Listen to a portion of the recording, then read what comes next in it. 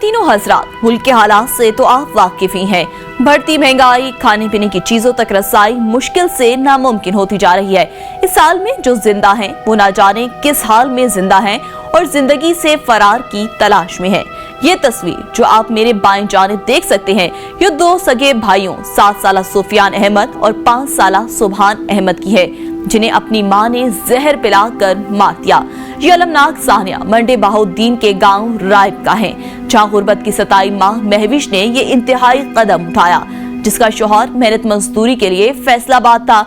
बीवी ने शौहर को फोन किया, एक पंखा, एक बल्ब, बिजली का बिल 10,000 रुपए आया है और वापडा वाले मीटर उतार कर ले गए हैं। अब बच्चे रात भर गर्मी और हब्स में भूखे रोते हैं, बताएं मैं क्या करूं।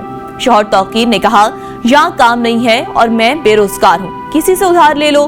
बीवी सटपटाई, कोई उधार नहीं देता, मैं क्या करूं। इस झगड़े में बीवी ने तीनों बच्चों 10 साला मोहम्मद अवैस, 7 साला सुफियान अहमद और 5 साला सुभान अहमद को गंदुम महफूज बनाने वाली जहर की गोलियां पानी में मिलाकर पिला दी।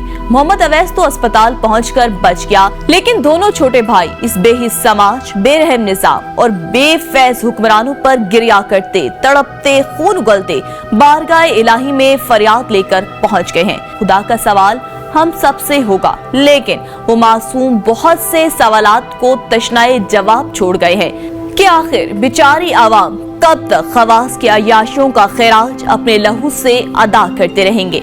आम आदमी कब तक बासर बिजली चोरों के बिल अपने खून पसीने से अदा करते रहेंगे।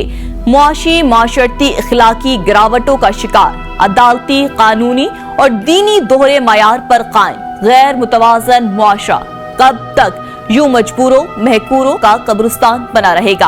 अरबाब इख्तियार और इख्तिदार बरोज़े हशर कैसे और क्या जवाब देंगे। जुल्म पर कायम ये निजाम कब तक कायम रहेगा। हम कब तक मुआशरे की बेहिसी अपनी खामोशी से अपना किरदार अदा करते रहेंगे।